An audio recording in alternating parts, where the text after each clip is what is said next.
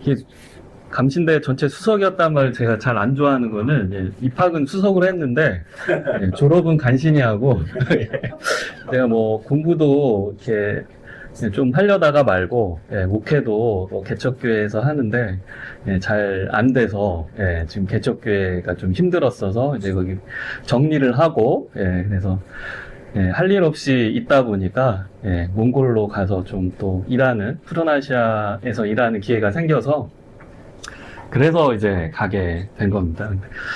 뭐 돌아놓고 보면은 또 하나님께서 다 인도하신 거라고 고백하면서 만약에 이렇게 박해가 없었으면은 뭐 예루살렘 교회도 안디옥이나 또 다른 해외 선교로 나가지 않았을 거잖아요. 이게 저도 가만히 그냥 목회가 그냥 저냥 됐으면 그 일산에서 목회를 했는데 그냥 계속 거기서 목회를 하고 있었을 것 같아요. 그러면 큰 변화도 없고 어떤 제가 지금 이런 자리에서 이런 강의를 할 수 있는 그런 경험이나 지식이나 그런 것들이 쌓이지 않았을 텐데, 어쨌든 이제 흔드시는 바람에 멀리 몽골까지 갔다 왔고요. 제가 지금 나눠드린 그 자료에 있는 그 푸른아시아라는 단체를 통해서, 몽골에 한 4년 정도 가 있었고, 지금 이제 한국으로 돌아온 지도 한 4년, 이제 5년 차 되고 있습니다. 그래서, 한국에서는 이제 푸른아시아 그 서울 본부에 전략 홍보실장으로 일하고 있고요. 또 아까 말씀하신 것처럼 교회는 그래도 또 소속을 또 요청해 교회가 있어서 일산 서지방에 예은교회 부목사로 있는데, 제가 오늘 이제 기후위기와 그리스도인의 영성과 실천의 길이라는 제목입니다. 그래서 이 주제로 말씀을 드리겠습니다. 우선은 아까 말씀드린 것처럼 여기가 지금 몽골인데요. 정확히는 제가 2017년 지금 그때 겨울 되기 전에 11월에 푸른아시아 이제 활동가로 교육을 받고 몽골 지부의 이제 사무국장으로 파견이 됐습니다. 그래서 기후위기 현장에서 그 기후위기를 대응하고 생태 환경을 복원하는 나무를 심는 조림 사업 외에도 이제 주민들을 교육하고 역량 강화하는 그런 사업들을 했는데요. 이제 여기가 이제 제가 일하던 모습인데, 실제로 제가 뭐 이렇게 현장에서 나무를 막 많이 심고 그러지는 않았고요. 제가 나무 심는 전문가는 아니어서 그 나무 심는 거를 이렇게 지원하고 그런 환경들을 조성하고 또 그 조직의 어떻게 보면 살림을 운영하는 그런 활동들을 했습니다. 그래서 제가 저는 목회할 때는 몰랐는데 일을 잘하더라고요. 그래서 내가 꼭 이렇게 말씀을 준비하고 교회에서 예배를 인도하고 이런 것만 할 줄 안다고 생각했는데, 아니면은 아예 뭐 이렇게 책 읽고 공부하고 연구하고 글 쓰는 거 이런 것만 한다고 생각했는데, 사람들을 관리하고 조직을 운영하고 또 몽골에 있는 이제 여러 사람들을 만나고 그런 걸 조율하고 하는 걸 하더라고요. 그래서 하나님께서 또 나도 모르는 그런 달란트를 발굴해서 쓰시려고 했구나, 그런 생각이 듭니다. 그래도 이제 이렇게 나무를 심은 사진은 좀 있으니까 몽골에서 나무를 심었다고는 얘기할 수 있고요. 여기는 이제 그 몽골의 헤를렌강이라는 강이 있습니다. 그래서 저 강 상류로 올라가면은 거기 어딘가에 거기가 이제 칭기스칸의 고향이라고 하는 데인데, 칭기스칸의 무덤도 거기 어디 있지 않을까 그런 추측을 하는 데인데요. 이 강은 이렇게 있습니다. 그래서 이제 제가 22년 1월에 이제 코로나도 다 겪고 힘든 시기 보내다가 한국으로 돌아왔고요. 한국에서는 이제 주로는 이제 홍보실장이니까 여러 시민들에게 이제 푸른아시아의 활동, 그리고 기후위기에 대한 문제의식과 어떻게 대응할 수 있는지 이런 교육들을 주로 하고 있고요. 그리고 저희 홍보실에 있는 활동가들과 함께 이제 사막화 방제 날이라든가 지구의 날, 그리고 얼마 전에 이제 9월 기후 정의 행진이라는 것을 이제 기후 환경 단체들이 함께 광화문에 모여서 이제 목소리를 높인 그런 일들이 있는데, 그런 이제 캠페인들을 하고 있습니다. 그리고 저희는 이제 사단법인 푸른아시아여서 여러 기업들 후원도 받고요. 사실은 좀 그렇긴 해요. 저기가 하나 에너지 이런 화학 이런 약품 다루는 회사인데 가장 반환경적인 단체인데 거기서도 저희는 기부금을 받아서 또 열심히 나무 심는데 사용하고 있습니다. 그리고 이렇게 저희 시민들 모시고 직접 이제 몽골에도 함께 갑니다. 가서 기후위기 피해 현장, 여기가 지금 사막화가 돼서 아예 미니 사막이 된 지역인데요. 거기 가서 이렇게 안내도 드리고 또 나무도 직접 심으면서 토지를 복원하는 그런 현장에도 저희 봉사활동, 자원활동 참여를 하고 있습니다. 그래서 몽골에서 한국으로 복귀를 했지만 한 1년에 한 두세 번씩은 이제 저런 일들로 이제 대학생들도 있고 가장 힘든 건 중학생들 데리고 가가지고 이제 이렇게 인솔 하는 그런 활동들을 하고 있습니다. 그리고 이제 다양한 이제 기후 환경 관련된 이제 시민 참여 시간들을 보내는데 저희가 이제 기후 영화와 관련된 그거를 이렇게 직접 판권을 사가지고 이제 한국에 소개되지 않은 기후 위기와 관련된 이제 다큐멘터리 영화 이런 것들을 또 상영회를 한 달에 한 번씩 하고 있어서요. 아까 이제 나눠드린 자료 보시면은 이제 푸른아시아 여러 활동들이 있으니까 한번 보시고요. 또 관심 가지시는 부분 있으시면 언제든 연락 주시면 제가 또 설명을 드리도록 하겠습니다. 그래서 오늘 이 시간에는 우리 이제 눈앞에 다가온 기후위기 현실에 대해서 좀 더 전반적으로 살펴보고자 합니다. 오늘 제가 인후교회 이렇게 잠깐만 봐도 굉장히 이제 신앙적으로 연륜도 깊고 또 어떤 신앙적인 고민도 굉장히 깊이가 있으실 것 같은데 우선은 기후위기에 대해서는 그냥 제가 처음 이런 주제에 접하신다 생각하고 그냥 기초적인 것부터 쭉 설명을 드릴 테니까요. 혹시 다 아는 얘기인데 라고 하셔도 다시 한번 좀 영상이나 제가 또 사진 이미지 자료를 준비해 왔으니까 한번 보시면서 지금 이제 글로벌한 전 지구적인 기후 위기 상황이 어떤지 한번 쭉 살펴봐 주시고요. 그 다음에 이제 우리가 직접 맞닥뜨리고 있는 이 한국에서의 기후 위기로 인한 어떤 피해들, 변화들, 우리의 삶을 뒤흔드는 그런 사건들 이런 건 뭐가 있고 거기에 대해서 우리가 어떻게 대응해야 되는지 특히 이제 정의로운 전환의 관점에서 조금 설명을 드리려고 합니다. 그리고 이제 세 번째로는 이제 오늘 주제이기도 한데 이 기후위기 시대에 그리스도인으로서 어떤 영성과 실천의 자세를 가져야 할지 특히 이제 제가 오늘 준비한 주제는 이제 생태적 회심이라고 하는 관점에서 조금 설명드리고 그리스도인 또 교회가 이 환경 기후 위기 속에서 어떤 이제 대처를 할지 같이 고민하는 시간을 같이 가지면 좋겠습니다.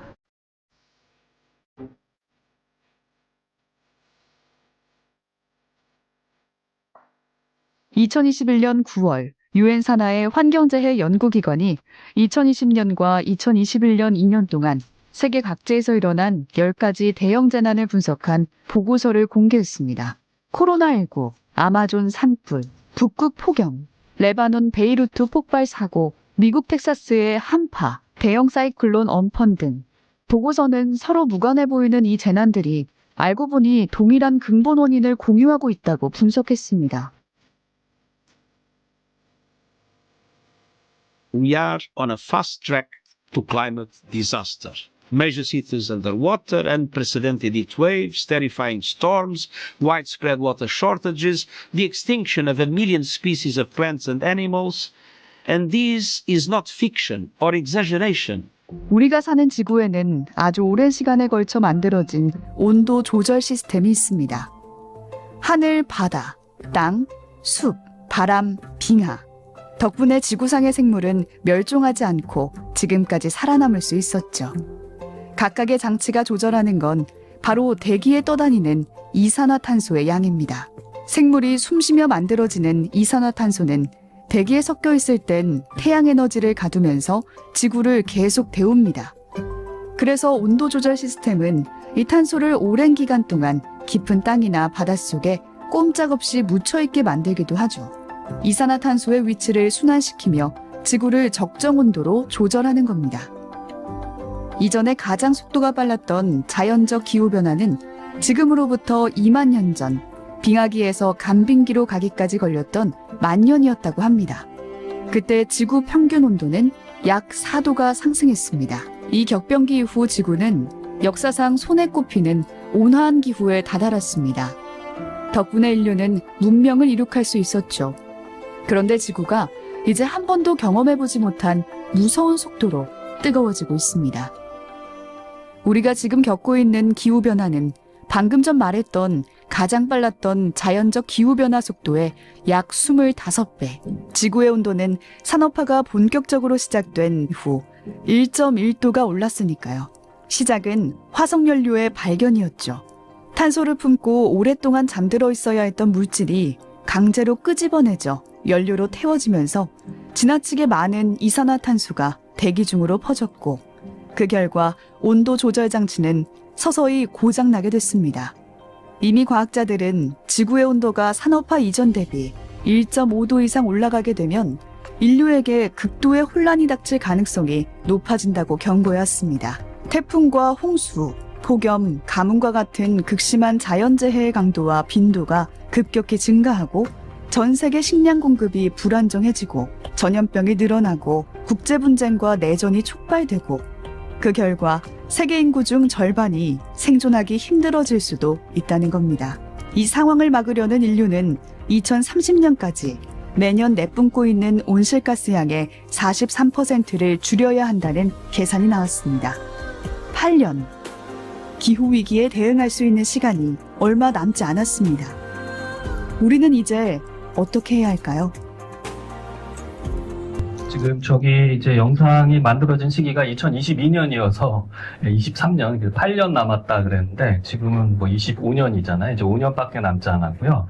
그리고 기후, 저때 기준으로도 1.19도 올랐다 그러는데 지금 사실 2024년도에 지구 평균 기온이 1.5도씨 이상 상승을 했습니다. 그래서 이미 마지노선이라고 과학자들이 얘기했던 그거를 이제 초과해 버린 거죠. 그래서 많이 이제 어떻게 해야 되나 그러고 있는데 이제 뭐 막자라는 것보다는 이제 기후위기 시대가 이미 닥쳐왔는데 거기에 우리가 어떻게 적응해서 피해를 최소화하면서 이거를 이제 버틸 수 있는지를 묻는 그런 시대가 됐습니다. 글로벌한 상황 속에서 저희가 어떤 이제 현상들을 목도하고 있는지 좀 한번 쭉 보겠습니다. 이제 아까 영상에도 나왔지만 땅 속에 묻어 있는 그 화석 연료를 꺼내서 이제 태워서 이제 뭐 제품을 만들어서 우리가 이 산업 문명을 만들었죠. 근데 이루었는데 그 과정에서 결국은 온실가스가 땅 속에 묻어져 있거나 해양에 있거나 나무 속에 갇혀져야 되는 그 이산화탄소 온실가스가 공기 중으로 이제 산화되어 날아간 거죠. 근데 그런 것과 함께 이제 지구 온도가 1.5도 이제 상승하게 되면 이제 가장 먼저 나오는 거는 이제 빙하가 녹고, 제가 아까 설명드릴 이제 뭐 다음에 좀 이따가도 설명드리겠지만 이제 땅속의 얼음이라고 하는 영구 동토층이 시베리아나 몽골 이 중앙아시아 땅 속에도 있습니다. 그러니까 그래서 북극이나 남극의 이런 해빙 얼음도 있지만 또 알프스나 또 무슨 히말라야 산 꼭대기에 뭐 그린란드의 이런 대륙에도 빙하가 있지만 이 땅 속에도 빙하가 있습니다. 근데 그것들이 다 이제 녹아서 공기 중으로 또 녹아서 물로 이렇게 되다 보면은 결국은 해수면 상승을 막을 수 없는데요. 뭐 저희 먼 미래 같지만 이미 베네치아, 뭐 암스테르담, 뭐 이렇게 낮은 국가들은 더 큰 위기를 맞을 수밖에 없고요. 가장 큰 피해는 이제 태평양에 있는 작은 섬나라들이죠. 원래도 이제 물과 가까운 산호로 된 섬인데 해수면이 상승하면서 이제 자기의 어떤 국토가 이제 상실될 위기에 처한 나라인데 대표적인 게 이제 투발루라는 태평양의 섬나라가 있습니다. 여기 유엔 기후 당사국 총회에 이 투발루의 외무부 장관일 거예요. 바다 해변가에 이렇게 서가지고 강연을 이제 호소를 하는 그런 장면이 유명한데 뭐 인구가 10,000명 정도밖에 안 되는 작은 나라긴 하지만 그 10,000명이 이제 국토를 잃을 위기에 처해 있고요. 그리고 뭐 또 최근에 많이 얘기가 되는 그 키리바시라는 섬나라도 마찬가지인데 이게 해수면이 상승하면은 사실은 지난 30년간 한 5에서 11cm면은 뭐 요만큼인데 우리 상승하는데 저런 섬나라들은 바로 이제 국토가 이제 상실될 위기에 처한 거고요. 사실 우리나라도 그 정도 상승했습니다. 그래서 가장 이제 심각하게 우리가 그 현상을 볼 수 있는 거는 이제 제주도에 가면 용머리 해안이라고 있는데요. 거기에 이제 파도가 좀 거세고 하면은 거기 탐방로를 거기 못 갑니다. 근데 최근에는 거의 탐방로를 못 들어가실 거예요. 예. 정말 운이 좋아야 365일 중에 한 50일 정도만 탐방로를 개방하고 나머지는 이제 위험하니까 그만큼 거기도 이제 이 키리바시만 5에서 11cm가 오른 게 아니고 우리나라 연안도 그 정도 오르고 있는데 실제로 그 피해를 극명하게 보여주는 거는 이런 섬나라인 거죠. 그리고 이제 해수면이 상승하다 보니까 이제 우리가 마실 물이 없어지는 거죠. 다 이제 염도가 있는 물이 되다 보니까. 그래서 이분들이 이제 대표적인 기후 난민이 되고 있습니다. 방글라데시도 예외가 아닌데, 다 저지대죠. 해안가에. 그래서, 방글라데시는 그 국토, 그 해발 고도가 평균이 10m가 안 된다고 그래요. 그러니까 굉장히 낮은 저지대인데요. 여기도 이제 굉장히 수많은 삶의 터전을 잃는 그런 일들이 벌어지고 있습니다. 제가 이것도 한번 MBC 뉴스 보던데 한번 보시면 좋을 것 같아요.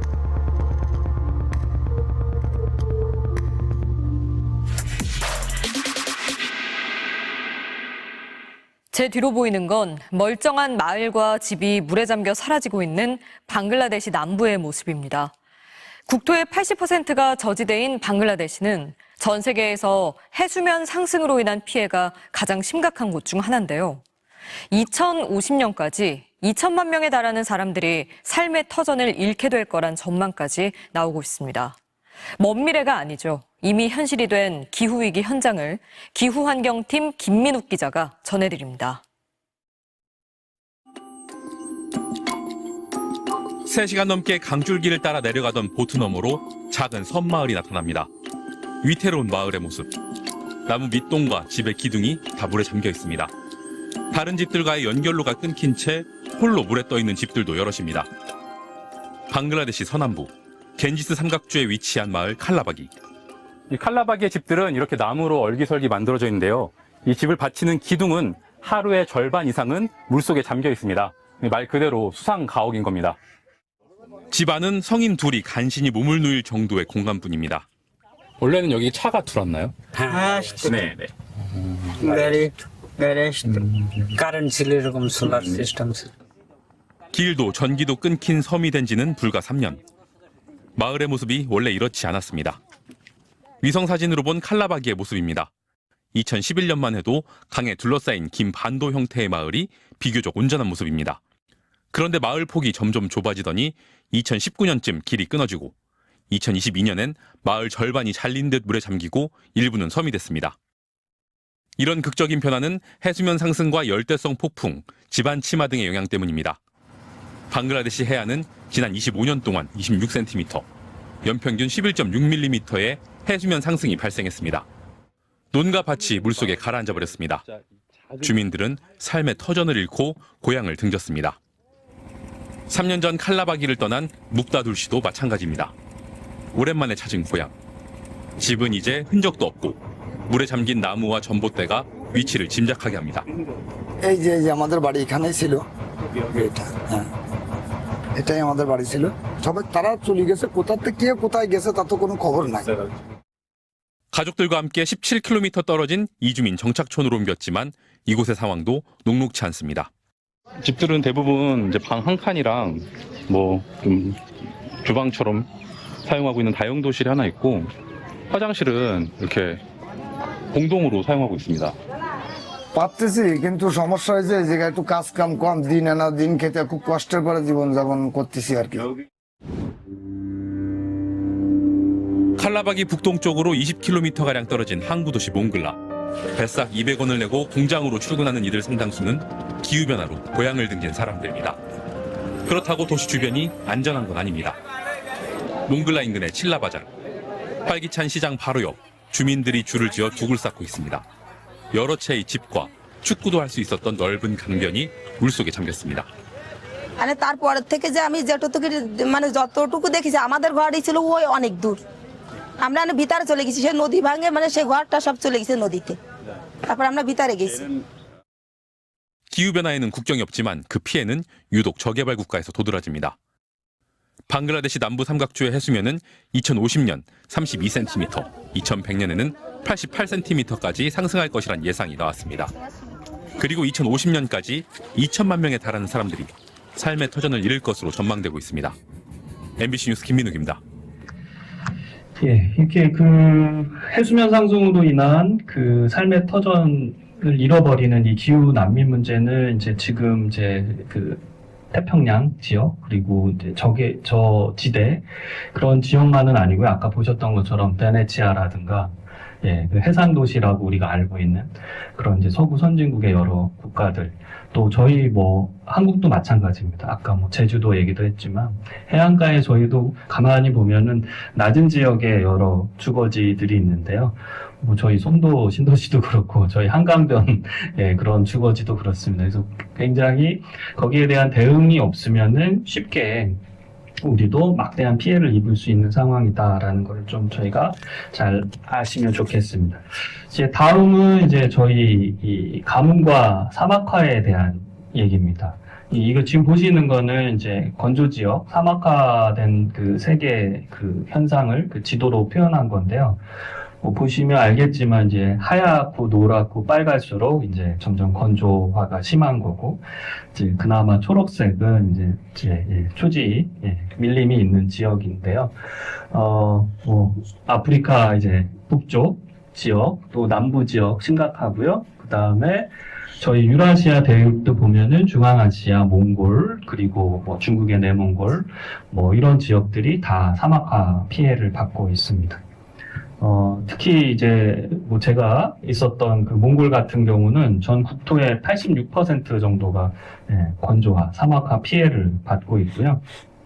아까 방글라데시 주민들이 이제 땅이 이제 물에 잠겨서 자기 삶의 터전을 잃어버리듯이 이 몽골에는 그 사막화가 진행되면서 원래 초원에서 가축을 유목하면서 지내셔야 되는 그 유목민 분들이 생계 수단을 잃어버리고 결국 일자리를 찾아서 이제 도시로 몰리게 되는 거죠. 그런데 아까 방글라데시 그 주민들처럼 도시의 일자리가 뭐 그리고 평생 뭐 유목하시던 분들이 무슨 기술이 있겠습니까? 그러니까 이제 날품팔이를 하는 그런 도시 빈민 문제 같은 것들이 생겨나고 있습니다. 네, 이게 지금 몽골에 저희 푸른아시아가 직접 촬영한 사진인데요. 왼쪽에 거는 여러분 왼쪽에 거는 이제 고비 지역에 그 호수가 말라가지고 이제 땅이 드러난 거고요. 오른쪽에는 중부 지역에 원래 초원 지대였어야 하는데 거기 이제 사막화가 진행되면서 아래 모래 땅이 만들어진 그런 지역들입니다. 그러니까 이런 이제 지역이 이제 전 국토의 86%나 차지하고 있다라는 얘기입니다. 이거는 저희 푸른아시아가 취재 협조를 해서 MBC에서 몽골에 촬영을 하신 그런 뉴스. 한반도에 황사를 날려보내는 몽골의 심각한 사막화 실태를 어제 보여드렸는데요. 몽골에서는 양과 염소 등 가축을 먹일 물과 풀이 말라버려서 유목을 포기하는 유목민이 늘고 있습니다. 오늘은 이런 기후변화로 전 재산인 가축을 잃고 도시 외곽에 빈민으로 내몰리고 있는 몽골 유목민의 실태를 전해드리겠습니다. 류현중 기자가 취재했습니다. 하늘과 맞닿은 드넓은 땅을 수놓은 건 양과 염소입니다. 한 방향으로 움직이는 양들이 그림처럼 아름답습니다. 양과 염소 떼가 도로를 가로지르기 시작합니다. 지나가던 트럭은 익숙한 풍경을 마주한 듯 속도를 늦춥니다. 이들은 남쪽을 떠나 북쪽으로 이동하는 유목민의 가축입니다. 몽골 중부에 있는 돈두고비안 초원에서 양과 염소 떼 2천여 마리가 이동하고 있습니다. 중부 지역에선 식생이 점점 사라지고 있어서요. 유목민들은 풀을 찾아 북쪽으로 이동하고 있습니다. 취재팀이 만난 한 유목민은 급속히 사막화되는 고향을 떠나 2년째 북쪽으로 움직이고 있었습니다.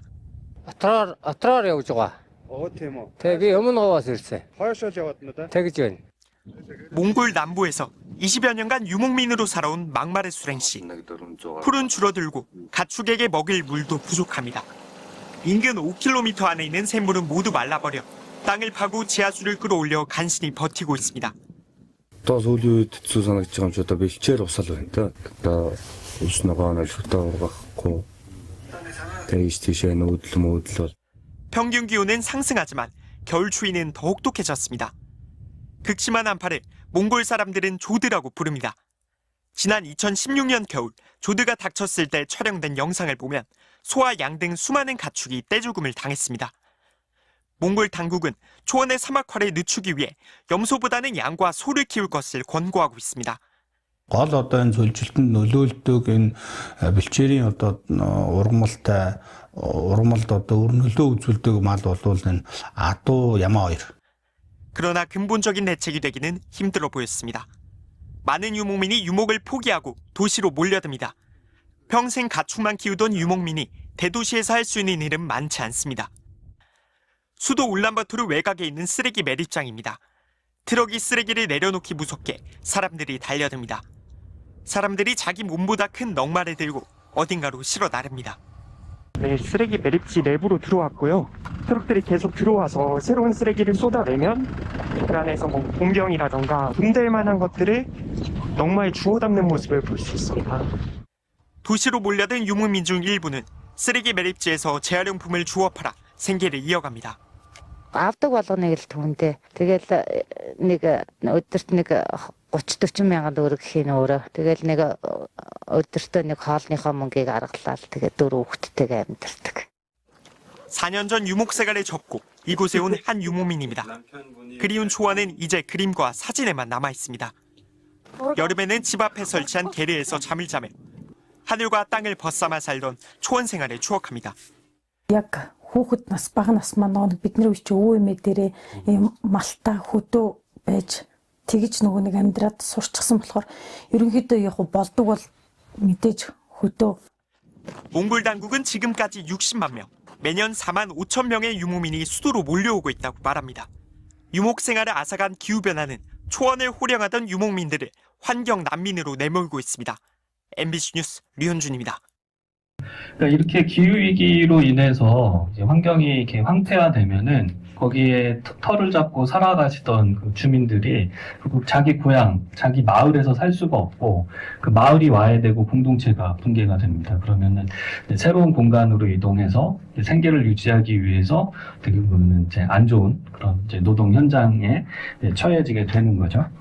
예, 다음은 이제 산불이에요. 이거 계속 들어도 여러 가지가 많은데, 뭐 우리나라에도 최근에 저쪽 고성이든 저쪽 산청이든 거기 산불이 많이 있어서 문제가 됐는데, 이 글로벌하게도 굉장히 큰 문제가 되고 있습니다.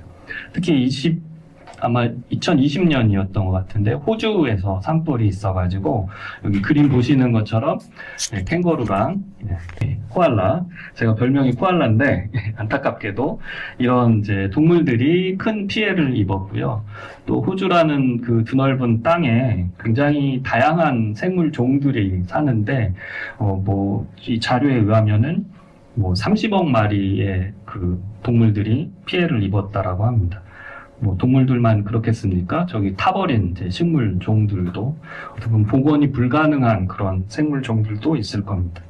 그리고 뭐 23년에는 캐나다, 그리고 올해 초에 이제 캘리포니아 LA 지역에 큰 산불이 있어가지고 헐리우드 유명 배우들의 그 대저택까지 다 소실되는 그런 큰 피해가 있었는데, 다행히 이런 이제 미국 같은 선진국 나라들은 인명 피해는 좀 적은데 재산 손실이 너무 큰 거죠. 그래서 화재 보험 들었던 그런 보험사들은 거의 이제 망할 정도로 억대의 이제 보험금이 나가야 되니까요. 예, 그래서 이게 전 세계적이고요. 그 다음에 이제 최근에는 이제 유럽에서도 스페인이나 포르투갈, 그리고 뭐 몇 해 전에도 그랬는데 올해 또 그리스 이런 지역에 큰 산불이 있었다고 합니다. 근데 이제 산불의 위험은 뭐냐면 나무가 사실은 이산화탄소를 저장하는 탄소 저장고인데 그런 밀림과 나무들이 다 소실된다라는 겁니다. 그러면서 걔네들이 타버리면서 걔네들이 품고 있던 이산화탄소가 또 나오는 거예요. 그러면 더 온난화 심각해지고 그러면은 또 산불은 가뭄과 산불은 더 빈번해지는 거예요. 섭씨 40도가 넘는 폭염에 시달리고 있는 스페인, 그리스, 포르투갈을 비롯한 남유럽 곳곳에서 연일 대형 산불이나 인명피해가 커지고 있습니다. 주민과 관광객 수천 명이 대피하기도 했는데 해당 국가들은 자체적으로 진압이 어렵다며 유럽연합 등의 지원을 요청하고 있습니다. 김영래 기자입니다. 산등성이마다 번져나가는 시뻘건 불길을 막기 위해 소방관들이 필사적으로 저지선을 치고 물을 뿌립니다. 스페인 수도 마드리드 북쪽의 카스티아, 레온 지역에서 대형 산불이 발생하면서 1명이 숨지고 7명이 크게 다쳤습니다. No está ayudando demasiado, lo está poniendo mucho en contra, los equipos de extinción, tanto Charlies y tal, se le está haciendo muy complicado a la hora de intentar extinguir el fuego porque como tienen ciertos puntos de ciertos pueblos. 스페인 당국은 이번 사망자를 포함해 현재까지 산불로 3명이 사망했고 주민과 관광객 8천여 명에게 대피령이 내려졌다고 밝혔습니다. 포르투갈에서도 최소 5곳에서 대형 산불이 발생해 1,800명 넘는 소방관들이 진화 작업에 투입됐고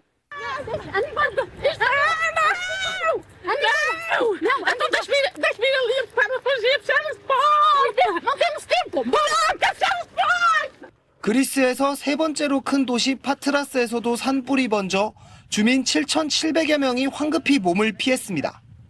이번 산불 가운데 일부는 고의적인 방화로 발생했지만 대부분은 섭씨 40도가 넘는 폭염 탓에 산림이 극도로 건조해지면서 발생한 걸로 추정됩니다. 스페인에선 최고 기온이 45도까지 치솟은 폭염이 열흘 넘게 계속되고 있습니다. 남유럽 전역을 덮친 대형 산불에 피해국들은 자체적으로 진압이 어렵다며 유럽연합 등의 지원을 요청하고 있습니다. 프랑스는 어제부터 스페인에 산불 진화용 비행기 2대를 투입했다고 밝혔습니다. SBS 김영래입니다. 그리고 다음은 또 기후가 이상해지니까 별의별 일들이 많이 생기는데 폭우와 홍수입니다. 여기는 2020년 이제 파키스탄에서 한 달 동안 이제 기록적인 폭우가 내려가지고 그 당시 이제 국토의 3분의 1이 물에 잠겼다고 하고요. 3,300만 명이 넘는 그런 피해. 그러니까 자기 집을 잃은 거죠. 그리고 그 중에 이제 대부분이 어린이와 노약자분들이 피해를 입었고요. 한번 생각해 보십시오. 이제 국토의 3분의 1이 물에 잠긴다. 지금도 회복 중에 있고 완전한 복원은 참 어려운 그런 상황에 있고요. 이렇게 가난한 나라만이 아니고 이렇게 여기는 이제 유럽에 여기 독일 21년에 독일 홍수가 굉장히 심각했고 벨기에에도 그랬습니다. 그래서 기후위기 피해가 이제 가장 이제 취약한 나라, 취약한 계층의 사람들에게 더 큰 피해로 다가오지만 남의 나라 얘기가 아니고 잘 사는 나라, 부유한 사람들도 뭐 산불이든 폭우든 가리지 않죠. 그래서 전 세계적인 문제이고 계층을 떠난 문제이다라는 거를 우리가 조금 생각해 보면 좋겠습니다. 그리고 올해 참 다행은 큰 태풍이 안 나와서 그나마 다행인데요. 2023년이었죠. 그 흰남노 태풍이 이제 불어가지고 특히 포항 지역에 홍수 나면 절대 지하 주차장에 내려가지 마십시오. 차 뺀다고 그러지 마시고 목숨이 더 중요하기 때문에 빨리 대피를 하셔야 되는데 지하 주차장에 이제 차 빼러 가셨다가 거기 안타까운 또 분들이 이제 또 유명을 달리하셨고. 그리고 그 당시에 이제 포항대철도 물에 잠겼습니다. 그래서 인명피해, 또 산업피해, 이런 것들이 막대한 것이 바로 이런 태풍 피해인데요. 이게 그럴 수밖에 없어요. 뭐, 미국 같은 쪽에는 이제 허리케인이 날로 더 강도가 세집니다. 태풍도 마찬가지고. 왜냐하면은 아까, 빙하가 담고 있어야 되고, 땅 속에 얼음인 영구동토층, 땅 속에 이렇게 갇혀 있어야 되는 그 물들이 다 기화돼가지고 하늘로 올라가기 때문에 이 무거운 대기 중에 이 수증기들이 쏟아지는 거죠. 그리고 이제 기압의 변화, 이런 것들도 있다 보니까, 허리케인, 이런 사이클론, 강력한 태풍들이 이제 막대한 피해를 일으키고 있습니다. 그래서 최근에 이제 과학자들은 지구 온난화, 워밍, 지구가 따뜻해진다. 이거 너무 낭만적인 표현이잖아요. 그래서 이제 보일링, 끓고 있다라는 표현으로 바꾸자. 뭐 우리 표현으로는 뭐 끓고 있다라고 표현하기가 어려우니까 열대화라고 이렇게 바꿔서 얘기를 하고 있습니다. 그래서 그냥 단순히 이제 온난화, 따뜻해진다라는 게 아니고 지구 열대화, 지구가 이제 끓게 되는 그런 현상을 얘기하고 있습니다. 조금 더 이제 현실적으로 우리 국내에 벌어진 기후위기 현상들, 그리고 거기에서 우리가 어떻게 조금 대응을 모색할 수 있는지 그 부분을 좀 살펴봤으면 합니다. 먼저 나오는 거는 이제 22년이었죠? 네, 벌써 몇 해 전이네요. 그 당시만 해도 이렇게 기후위기라는 거나 뭐 기후위기로 인한 뭐 폭우, 홍수 이런 거에 대한 사회적인 인식도 없었고 감도 없었는데 어느 날 갑자기 강남에 물난리가 났어요. 비가 시간당 뭐 몇 미리가 100mm, 뭐 10cm가 막 쌓이게 하니까 배수 시설이 뭐 저희 도시가 그렇게 인프라가 좋지가 않습니다. 지금 뭐 브라브라 뭐 이런 저런 대응들을 하고 있는데 뭐 80년 만에, 뭐 100년 만에 최악의 폭우다 그랬어요. 근데 그때 뭐 유명한 장면이죠. 저렇게 차 위에 올라가서 뭐 어떻게 걸어갈 수도 없고 하니까 뭐 이렇게 기다리시는 그런 분도 있고 버스는 다 잠기고 막 그랬던 일들이 있었습니다. 근데 뭐 저렇게 퇴근 시간이 좀 늦어지는 정도면 괜찮은데 이제 가장 큰 참사는 당시에 이제 신림동의 반지하 주택에 일가족 3분이 사셨는데 또 한 분은 장애인이시기도 하고, 그러니까 순식간에 이제 물이 불어가지고 이 지하로 내려오니까 피하지를 못하시고 이 3분이 다 돌아가신 그런 일들이 있었습니다. 그러니까 이런 자연재해, 그냥 자연재해라고 하기에는 인재 성격이 강하죠. 우리 도시의 인프라 구조가, 주거 환경이 뭐 저기 기생충 뭐 이런 데도 나오지만 아직도 반지하에 거주하시는 분들이 많고 특히 이런 폭우나 홍수에 취약한 주거 환경인 거를 우리가 이제 보게 된 거죠. 언제든 이런 폭우가 갑자기 내릴 수 있고 언제든 물이 휩쓸려 올 수 있습니다. 그때 이제 우리가 어떤 재난 대응할 수 있는 시스템을 갖고 있는지, 그 당시에 이제 반지하 주택을 없애겠다라고 해서 뭐 모아주택 뭐 이런 뭐 대응책을 서울시에서 정책을 내기도 했는데 뭐 또 다른 무슨 뉴타운 같은 재개발 정책일 뿐이고, 정말 이제 저런 열악한 환경에 사실 수밖에 없는 분들에게 어떻게 주거지를 안정화시키고, 특히 기후위기로 인한 여러 가지 다음에 나오지만 뭐 폭염이나 이런 또 홍수 이런 거에 안전한 주택은 어떻게 공급될 수 있는지 좀 고민을 전반적으로 해봐야 될 겁니다. 그리고 또 다른 거 이제 폭염이죠. 여름마다 이제 너무 더워가지고 야, 이게 한국이 이렇게 더웠나 그런 생각이 드는데, 그냥 뭐 웬만히 덥다라는 게 아니고 정말 위험한 날씨라고 할 수 있습니다. 뭐 몇 해 전 올해도 더웠는데 23년에는 뭐 서울 최고 온도가 막 38도, 뭐 아스팔트 막 이런 도시 열섬 현상 되면 뭐 40도까지 오르는 경우도 있어서, 또 올해도 역시나 역대급 폭염이 이어졌고, 그나마 좀 추석 지나면서 조금 선선해져서 살만하게 됐는데 굉장히 심각한 문제입니다. 특히 이제 이 폭염 같은 경우는 저희 이제 근로 환경에도 굉장히 영향을 미치죠. 더우면은 시원한 에어컨 밑에 가서 더위를 피할 수 있으면 좋은데, 그 무더운 폭염주의보가 이렇게 발효된 그 뜨거운 날씨에도 뭔가 일을 그 떼약볕 아래서 하셔야 되는 분들이 있다는 거죠. 물류, 택배 이제 그런 하시는 분들, 또는 이제 건설 현장에 계신 분들, 최근에 이제 그 법률이 이제 발효가 돼서 그런 폭염주의보나 이제 그게 이제 온도 저런 작업장에 이제 온도를 재게 돼 있습니다. 그래서 최소 일정 온도가 되면은 뭐 휴식 시간을 제공하고 뭐 그런 식으로 이게 뭐 법률이 통과되긴 했는데, 실제로 저런 데서 사실 열사병 때문에 이제 돌아가신 분들도 생기고 그런 일들이 많이 생겨난 이후에 이제 그런 조치가 벌어진 거고, 그런 조치를 또 이렇게 적용받을 수 있는지 사업장 규모도 또 다 다양해가지고 특히 이제 이주 노동자분들이 이제 집단적으로 이렇게 하시는 데는 거기는 어차피 불법으로 이주 노동을 하고 있기 때문에 저런 이제 대처를 잘 받을 수 있는지도 의문인 상황입니다. 또 저희 농촌 같은 경우는 이제 어르신분들이 농촌의 주요한 이제 일들을 하시는 분들인데, 농사일 하려고 이렇게 밭에 이제 나가 보시는 것도 힘든 그런 날씨이고요. 그냥 좀 더우면은 안 나가 보셔도 좋겠는데, 또 어르신들이 또 이제 밭 키고 농사일 하시는 게 이제 또 애지중지 하시니까 나가셨다가 또 이렇게 쓰러지시고 또 생명을 잃으시는 일들도 굉장히 많이 있습니다. 그리고 이제 저 옆에 보시면은 또 이제 혼자 계시는 독거노인 분들, 쪽방촌에 계신 분들은 날씨가 더운데 뭐 에어컨이 어디 있겠습니까? 선풍기라도 있으면 좋은데 그나마도 없어서 그냥 더위를 그냥 온몸으로 그냥 받으시다가 안타깝게 돌아가시는 일들이 정말 반복되고 있습니다.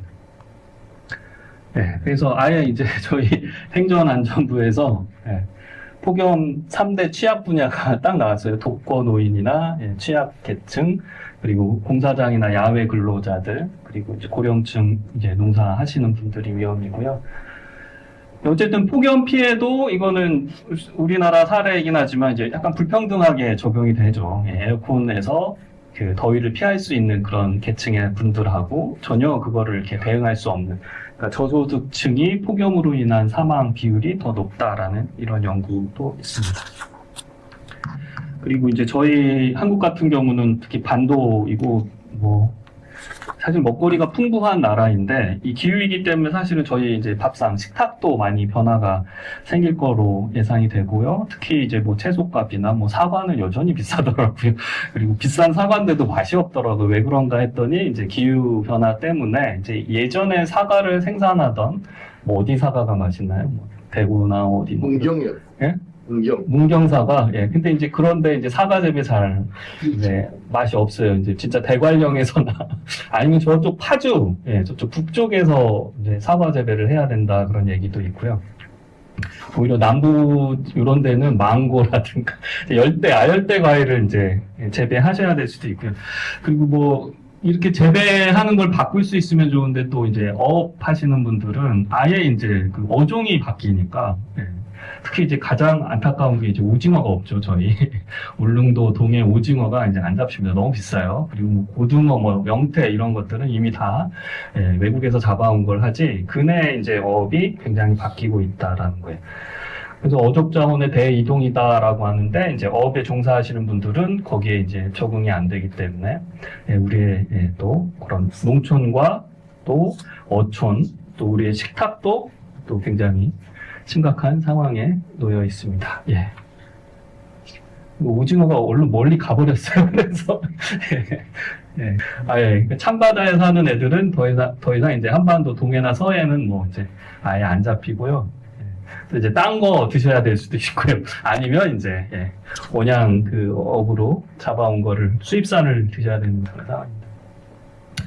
그래서 기후 위기로 인해서 우리의 여러 가지 이제 삶의 공간에서 변화들이 생기는데, 그 변화에 이제 빠르게 적응하면서 이제 계속 우리는 삶을 유지해야 되기 때문에, 그런데 이제 거기에 적응이 이제 안 되거나 못 되거나 따라갈 수 없는 계층의 분들은 그 기후위기 피해를 이제 온몸으로 이제 맞닥뜨리면서 생계의 위기 또 생존의 위기를 겪을 수밖에 없다라는 상황입니다.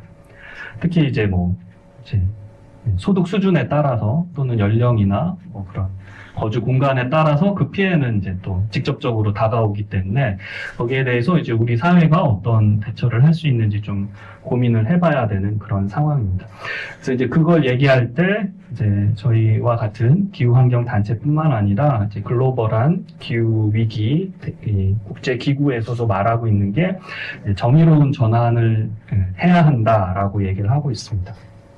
저스트 트랜지션이라고 하는 이 정의로운 전환은 기본적으로 기후위기 변화가 전 세계 어느 누구에게나 큰 피해로 다가오지만 특별히 전환의 과정에서 취약계층이 있을 수 있고 아까 그런 노동자들이라든가 그런 분들에게 사회적 안전망을 제공하면서 기후위기에 대응하는 탈탄소 사회, 화석연료를 기반으로 하는 탄소 사회가 아니라 재생에너지를 기반으로 하는 탈탄소 사회로 전환해 가야 한다. 그 과정에서 이탈되는 사람들이 없게끔 함께 가는 정의로운 전환을 이루자라고 하는 것이 지금 이제 얘기가 되고 있습니다. 뭐 예를 들자면은 기후위기 대응하려면 에너지 전환을 해야 하는데요. 그러니까 석탄, 석유에 기반해서 저희가 발전을 하거나 공장을 돌리거나 뭘 생산하면 안 됩니다. 그러면은 깨끗한 청정 에너지를 사용해야 되는데 화석 연료 석탄 화력 발전소 같은 거 이제 더 이상 지으면 안 됩니다. 근데 이제 얼마 전에 이제 삼척에 석탄 화력 발전소를 지어서 이제 큰 문제가 되긴 했는데 뭐 우리나라 정부는 큰 문제는 아니에요. 그냥 짓고 싶으면 지고 원전도 또 짓고 싶으면 짓는데 그러니까 이런 것들을 전환할 때 그 과정에서 어차피 이제 거기서 먹고 사시는 분들이 있잖아요. 뭐 화력 발전소에서 일하시는 노동자들 그럼 이분들은 어떻게 새로운 일자리를 얻을 수 있느냐 이런 것들에 대해서 좀 고민을 해야 되는 거죠.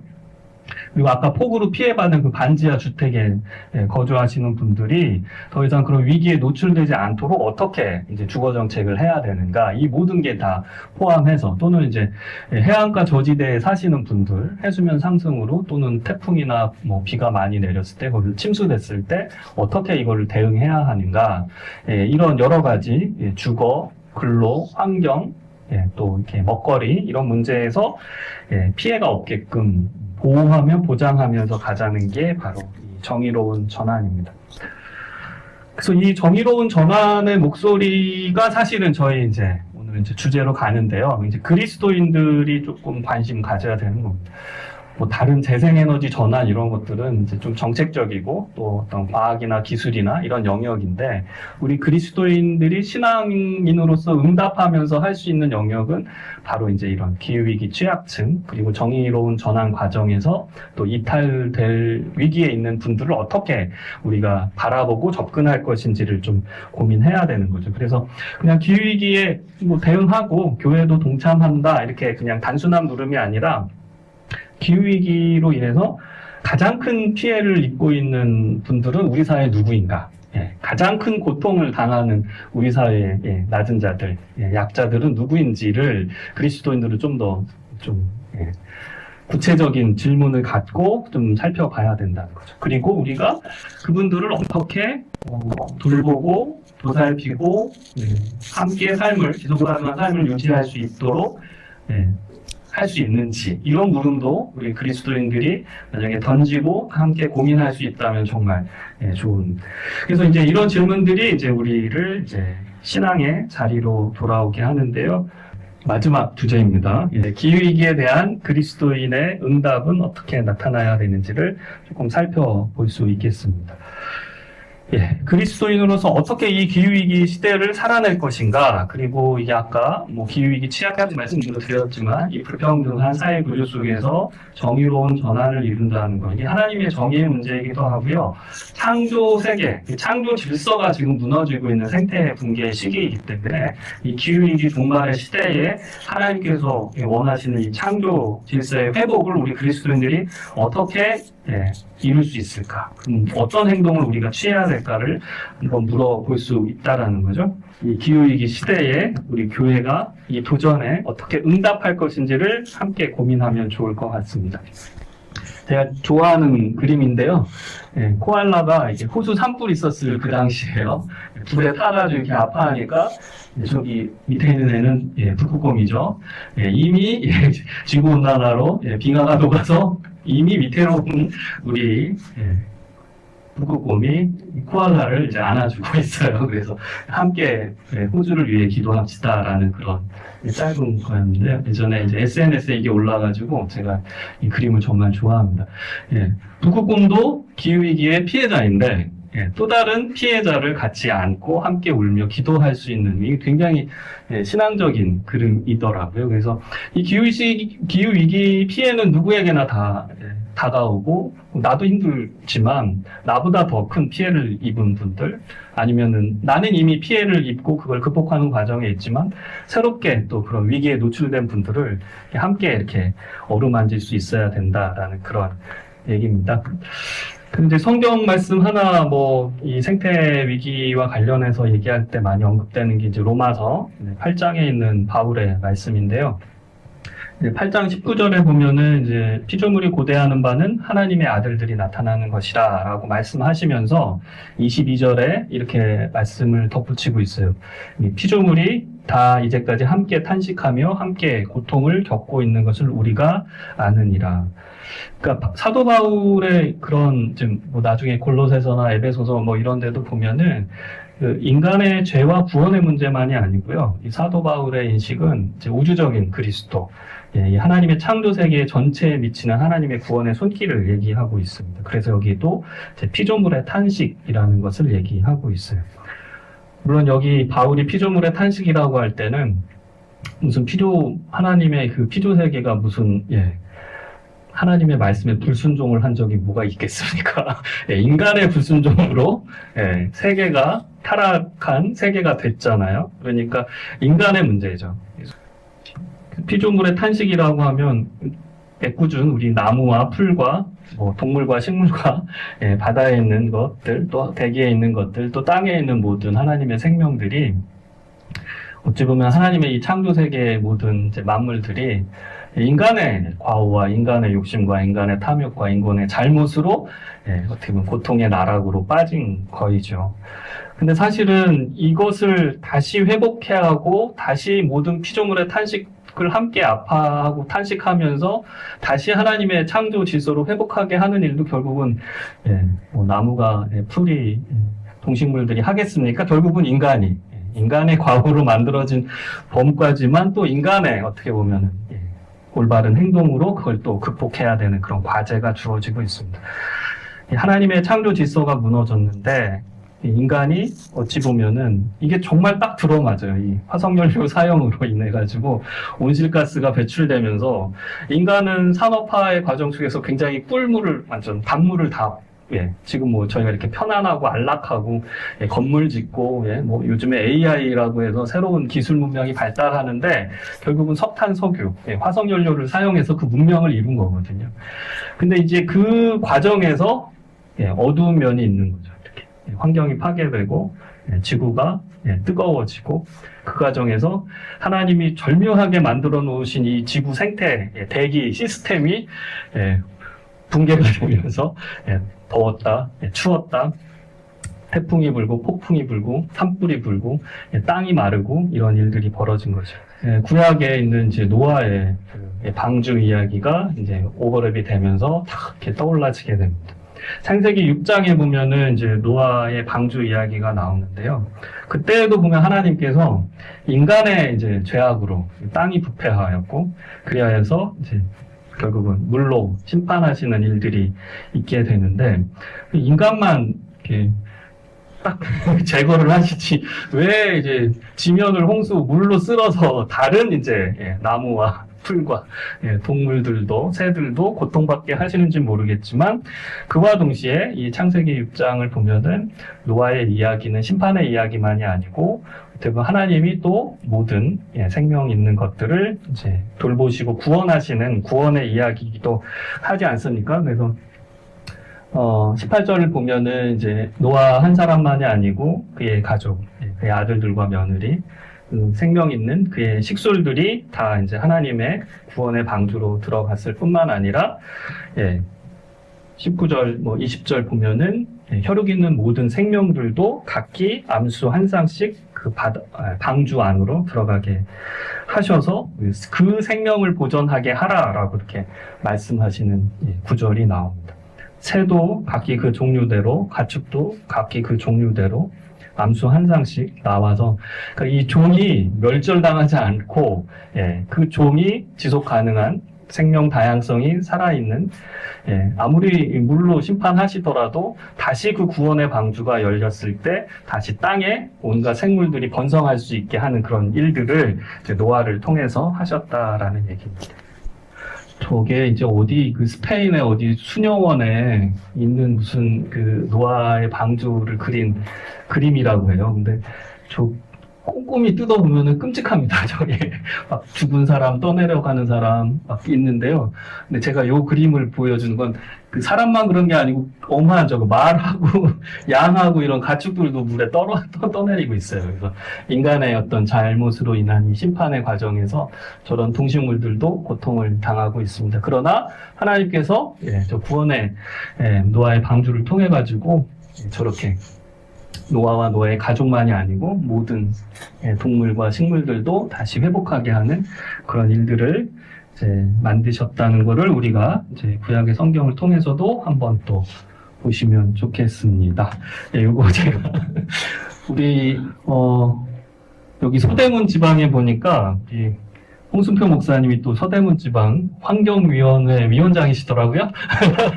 그래서 저렇게 정말 좋은 이런 연합 예배 행사를 기획하셔서 하시는 걸 보고, 저희 우리 사실 여기 다 감리교인이신지 어쩐지 모르겠지만, 좀 뭐 서울연회 서대문 지방만이 아니고 다른 연회, 다른 지방들도 뭐 매번 그럴 수는 없지만 저런 환경 선교 주일이나 창조절이나 또는 그런 의미 있는 그 기간에 저희가 뭐 웨슬리 기념성회 할 때 뭐 연합 집회도 하고 뭐 이렇게 여러 가지 뭐 사경회도 하고 하지만 환경에 대해서도 좀 이제 교회가 연합해서 함께 저런 이제 좋은 강의도 듣고 함께 뭐 할 수 있는 그 활동들을 좀 모색하면 얼마나 좋을까라는 생각을 했습니다.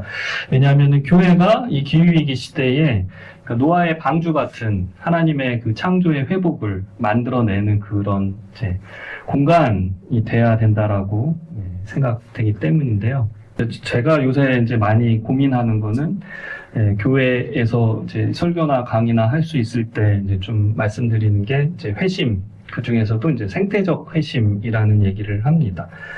바울의 말씀이나 아니면 노아의 방주 이야기를 통해서 우리가 결국은 도달해야 되는 거는 이제 우리 자신을 좀 돌아봤으면 한다는 거죠. 물론 이제 회심이라는 뭐 단어, 그 회심이라는 주제는 오늘 우리 신앙인들에게 굉장히 중요하죠.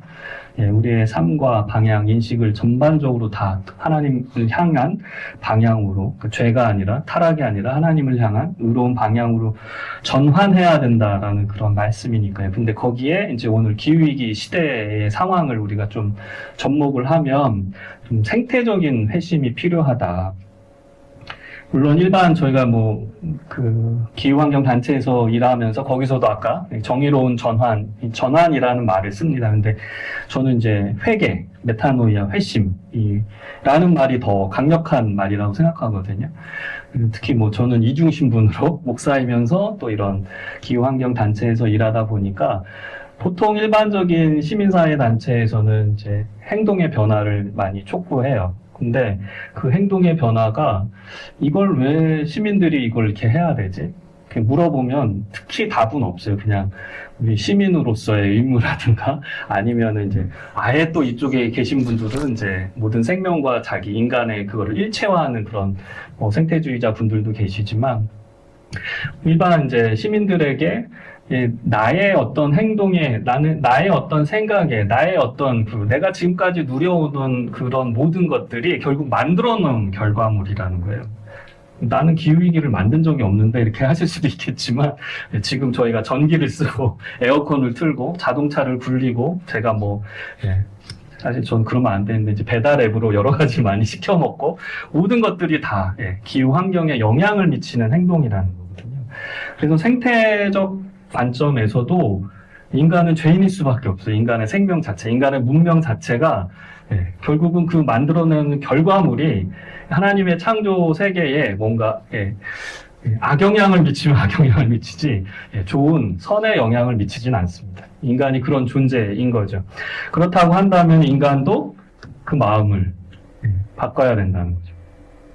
그런 이제 생각을, 그런 믿음을, 그런 가치관을 전적으로 바꿔야 된다는 겁니다. 어떻게 하면 하나님의 창조 세계에 덜 영향을 미치는, 하나님의 창조 세계를 파괴하는 것이 아니라 그 파괴 행위를 줄일 수 있는, 또는 그걸 다시 회복시킬 수 있는 좀 더 적극적인 긍정적인 행동은 무엇일까라고 좀 고민을 같이 해보면 좋겠습니다. 그러면 이제 그게 우선은 이 자연을, 일반 시민사회 분들은 그냥 자연이죠. 그리고 더군다나 우리가 산업화 과정에서 느낀 자연은 하나의 재료고 자원이고 도구잖아요. 우리가 이제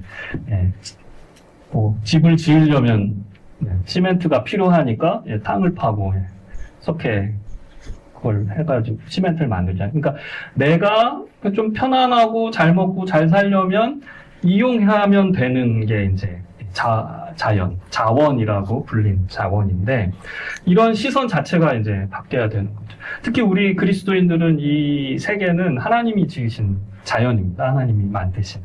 물론 그게 인간이 땅에 번성하고 생육하기 위해서 주신 하나님의 그 아름다운 창조 세계이지만, 또 인간에게 그거를 잘 관리하라고 맡겨주신, 청지기로서 관리하라고 맡겨주신, 그래서 잘 돌보고 보살피라고 어떻게 보면 위임해주신 권한이거든요. 근데 이제 인간 중심주의, 또 소비주의, 또는 기술 만능주의, 이런 세계관에서 지난 100년, 200년을 이제 인류사회가 좀 갖고 왔는데, 그 과정에서 이제 자연은 그냥 소비해버리면 되는 거. 그냥 생산 과정에서 필요한 어떤 재료, 그 과정의 나무도, 그 과정의 동물도 그냥 이용하면 되는. 그게 정말 하나님이 만드신 그 살아있는 어떤 오묘한 하나님의 창조 질서가 담긴 어떤 생명, 피조물이라는 생각 없이 그냥 이용을 해버렸다. 하물며 인간도 그렇게 도구화하고 인간도 그렇게 재료로 삼아서 만들어놓은 문명이니까 하물며 뭐 다른 자연의 그런 것들은 어떻겠습니까? 생태적 회심이라는 거를 제가 이제 여러분들에게 조금 도전적인 과제로 말씀을 드리고 싶었던 겁니다. 그 시각으로 보면 우리가 누리는 이 공기, 물, 하물며 땅, 이런 것들은 얼마나 소중하고 고귀한 하나님이 베풀어 주신 선물인지 알 수가 없습니다. 그게 그런 눈으로 보는 거 이제 녹색 은총이라고 하거든요. 하나님의 그리스도의 십자가를 통한 그 적색 은총만이 아니라 하나님께서 이 자연에 베풀어 주신 너무도 놀라운 하늘의 달과 별, 이 땅과 바다에 껴하는 모든 이 창조물들이 사실 오묘하게 우리의 생명의 터전으로서 이게 작용하도록 하나님께서 만들어 놓으신 이 시간과 공간인데, 그 속에서 그거를 하나님의 은혜, 하나님의 선물로 보지 않고 그냥 나의 소유물, 뭐 내 땅 내가 마음대로 한다는데, 내가 가진 선산 내가 마음대로 골프장 짓는다는데 누가 뭐라 그래, 내 건데. 근데 내 거가 아니라는 거죠. 도대체 어떻게 산과 나무와 풀과 바다와 공기가 내 거일 수가 있겠습니까? 하나님의 것이죠. 그래서 하나님의 것을 하나님께로 돌리라 예수님께서 말씀하셨는데, 하나님의 것을 하나님의 것으로 보는 그 시각이 필요합니다. 그런 눈을 뜨는 게 이제 생태적 회심이고요. 그래서 뭐 일회용품을 사용하고 어쩌고 그 행동으로 가기 전에 우리는 그 전 단계 이 회심의 단계에서 좀 더 깊이 우리 자신을 돌아보고 이 인간 사회가 만들어 놓은 이 오늘날의 이 현대 문명, 이 경제 시스템, 이런 것들을 좀 꼼꼼히 되새겨 봐야 됩니다. 그러면 너무 하나님 앞에서 부끄럽고 죄송한 일들이 굉장히 많을 겁니다. 이제 좀 정리를 하겠습니다. 그래서 우리가 신앙 공동체 그리스도인으로서 길을 묻다라고 오늘 주제가 그랬는데, 이제 기후위기 시대에도 우리가 어떤 길로 나가야 될지 묻는 그런 이제 그리스도인 신앙인들이 되셨으면 좋겠고요. 그래서 이 앞서 살펴본 기후 환경, 뭐 글로벌한 차원, 한국의 국내적인 상황 되게 많이 안 좋구나, 되게 저렇게 피해받는 분들이 있구나, 그냥 그런 정도로 그냥 뭐 생각하고 지나가시는 게 아니고, 정말 이거를 하나님의 하나의, 저는 물론 그랬죠, 몽골 가서 하나님의 계시적인 사건으로 봤으면 좋겠어요. 그 강남에 거기 새 모녀가 그 홍수로 돌아가셨을 때, 그리고 그 호주에 산불이 나서 그 캥거루와 코알라가 불에 탄 모습으로 있을 때, 그게 하나의 계시적 사건, 하나님께서 진리를 노출해 주시는 그 사건인 거죠. 그래서 그냥 불에 탄 코알라가 아유 안타깝다가 아니라, 그런 몸부림으로 거기서 이렇게 떨고 있는 그 코알라의 몸짓이 우리에게 경종을 울려주고 있다는 거죠. 걔가 말을 한다 그러면 하나님의 말씀을 하겠죠. 야, 너희 인간들의 과오로 인해서 내가 이렇게 불타고 있다, 고통받고 있다. 너의 과오를 알겠느냐라는 그런 물음을 던지고 있는. 그러니까 우리는 그래서 이런 여러 가지 사건들을 보면서 하나님의 음성을 좀 들을 수 있으면 좋겠습니다.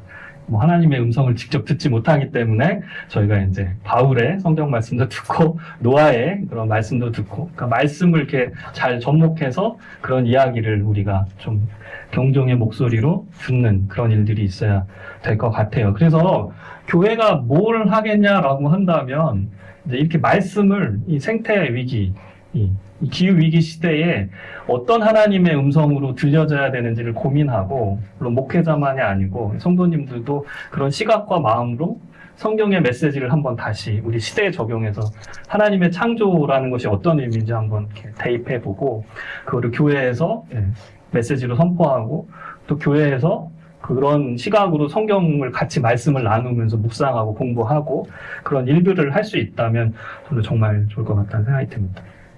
제가 이제 일반 시민단체 가서도, 그냥 자꾸 뭐, 전등불 끄고, 뭐, 이거 일회용품 사용 안 하고, 이런 얘기 안 해요. 왜냐면, 그거 뭐 중요하겠습니까? 이 시대가 바뀌고, 이 문명이 바뀌어야 되는 굉장히 큰 단위의 문제입니다. 그래서 정치가 바뀌고, 경제 시스템이 바뀌어야 되고요. 나라와 나라의 국가 간의 외교가 바뀌어야 되는 너무 큰 문제이기도 합니다. 근데 이제 그거를 하기 위해서 우리 개인이 할 일은 없네요. 할 수도 있지만, 여러분들이 그런 생각과 문제의식을 갖는 것 자체가 세상을 변화시키는 한 걸음이기 때문에, 특별히 교회와 그리스도인들에게는 말씀을 어떻게 이런 시각에서 우리가 다시 한번 비춰보고 다시 해석하고 오늘 교회에 그거를 전하고 성도님들과 함께 그럼 우리가 무엇을 할 거라고 물을 수 있는 그것을 저는 많이 얘기를 하고 있습니다. 그래도 푸른 아시아 활동 영상이 저희 이제 홍보실에서 만든 건데, 요거 한번 보여주시면, 푸른 아시아 활동에 대해서 이게 기후위기의 어떤 해법과 솔루션으로서 모델을 설명드리는 시간이 있으면 좋은데, 그걸까지 하면 너무 기니까, 제가 아까 나눠드린 그 인쇄물들을 잘 활용하시고, 이건 짧은 저희 홍보 영상인데, 한번. 기후위기로 사막이 되어버린 우리 고향. 어떡하지? 그래서 우리는 이곳에 나무를 심었지. 푸른 아시아는 2000년도부터 사막화된 지역에서 주민들과 연대해 나무를 심어왔어. 그 결과 황폐했던 이 땅이 이렇게 푸른 모습을 되찾았지. 그렇지만 결국 다시 사막이 되어버린 거 아니야? 우리는 또다시 고향을 잃을 테고. 땡. 푸른 아시아는 사람과 자연이 조화롭게 공존할 수 있는 지속가능한 생태마을을 조성하고 있어. 다양한 교육과 활동을 통해 기후난민들이 이곳에서 생업을 이어갈 수 있도록 돕고 있지. 나무를 가꾸며 함께 살아갈 사람들이 있기에 또다시 이곳이 사막화되게 내버려두지 않을 거야. 메말라가는 사막 속에 한 그루 한 그루 지속가능한 시민 공동체를 일구는 우리는 푸른 아시아야. 저희가 한 활동을 다 설명드릴 수는 없고 키워드로만 말씀드리면은, 저희는 그냥 나무를 심는 게 나무만 심는 건 아니고요. 그 이제 생태 위기, 이제 사막화와 기후 변화로 피해받은 그 현장에서 그 피해자들, 그분들을 다시 생계를 만들고 다시 마을과 공동체를 이룰 수 있도록 하는 방법으로 이제 하고 있고요. 그래서 인권에 기반한 접근이라는 표현을 쓰고요. 그 다음에 공동체 기반 모델이라고 얘기를 하고 있습니다. 그래서 국제개발협력, 그러니까 해외의 여러 원조 사업들을 하는데 그냥 어떤 시설이나 돈을 쏟아붓는 물량 공세가 아니라 그 현지에 계신 분들이 스스로 자립할 수 있는 주인의식과 또 참여의식을 심어주는 그런, 인간을 개조하지 않고 어떻게 세계가 변하겠습니까? 이제 그런 일들을 하고 있습니다. 그래서 나중에 기회가 되면 푸른 아시아 활동 좀 설명드릴 건데, 이거는 자랑스러운 거니까 저희 UNCCD, UN 사막화 방지 협약에서 2014년도에 저희 푸른 아시아가 생명의 토지상이라는 국제 환경상을 받았습니다. 이게 푸른 아시아가 뭘 잘했다기보다는 그 주민들이 주체가 돼서 그 환경을 개선하고 자립하는 모델이었기 때문에 거기가 의미가 있다. 그래서 아프리카나 여러 지역에 사막화 방지를 위한 조림 사업들을 많이 하고 있는데 그냥 프로젝트성으로 그냥 나무만 쫙 심어놓고 그냥 자본은 떠나고 기술도 떠나면 나무는 다시 죽거든요. 그러니까 그 마을, 현지에 거하는 사람들이 그 마을에서 그 숲을 계속 심고 가꾸면서도 그분들이 생계를 유지하고 거기서 생산 활동을 하는 방식으로 했기 때문에 이런 상을 받았다라는 얘기. 예, 이제 정리하겠습니다. 예, 그래서 오늘 이 기후위기, 지구생명, 이 종의 멸종의 위기라는 표현도 쓰고, 뭐, 대멸절이라는 표현도 쓰고, 끔찍한 말들 많이 씁니다. 예, 그래서 지구 멸망, 막 이런 얘기를 쓰는데, 어찌 보면 이 기후위기 종말의 시대에 우리가 환경을 어떻게 다시 잘 복원하고 돌볼까, 우리 그리스도인으로서 좀 한번 깊이 되돌아봤으면 하고, 이거를 제가 좀 뭐 거창한지 어쩐지 모르겠지만 생태적 회심이라는 표현으로 말씀을 드렸습니다. 그래서 정말 하나님이 지으신 이 피조물들을 잘 돌보고 가꿀 수 있는 그런 청지기로서의 사명, 그린 청지기라고 했는데, 그린 보케이션, 그린 이제 사명을 우리가 좀 품고, 좀 그런 시각으로, 어떤 이제 저희가 여러 이제 방송 보도를 봤는데, 혹시나 TV에서 그런 뉴스나 보도들이 나올 때, 아이고, 또 뭐, 미국은 맨날 산불 나네, 뭐, 캘리포니아에, 이렇게만 보지 마시고, 그거를 좀 하나님의 경고의 메시지로 받아 안으면서 우리가 어떻게 실천할 수 있을까, 뭐부터 할 수 있을까를 함께 이 신앙 공동체 내에서 함께 고민하면서 할 수 있으면 좋겠습니다. 저도 좀 요새 뭘 하다 보니까 바빠요. 큰 성과는 없는데, 그래서 교회에서도 이렇게 말씀 전하기도 하고, 또 이제 현장에서도 뭐 저렇게 부르면 가서 뭐 이렇게 뭐 읽으라 그러면 읽고, 제가 쓴 성명서도 아닌데 막 읽고, 그러고 있습니다. 그래서, 오늘 그 하나님께서 이 녹색 사명, 오늘 우리를 부르신 그 목적에 합당한 삶을 살려고 저도 애쓰고 있는데, 우리 인후교회, 우리 아펜젤러 이 아카데미 강좌 함께 하신 분들도 그런 고민을 함께 하시면서, 또 신앙생활, 이 예배 공간에서도 예배도 진정한 예배를 드리시고, 또 사회 현실 가운데서 특히 기후위기 문제에 대해서 신앙인으로서, 그리스도인으로서 어떤 역할을 할 수 있을지도 또 진지하게 함께 성찰하면서 묻는 그런 일들이 있으면 좋겠습니다. 오늘 요 짧은 강좌가 그런 고민들, 또 그런 되돌아봄의 시간을 갖는 그런 계기가 됐으면 하는 바람이고요. 오늘 제 강의는 여기까지 이렇게 해서 마치도록 하겠습니다.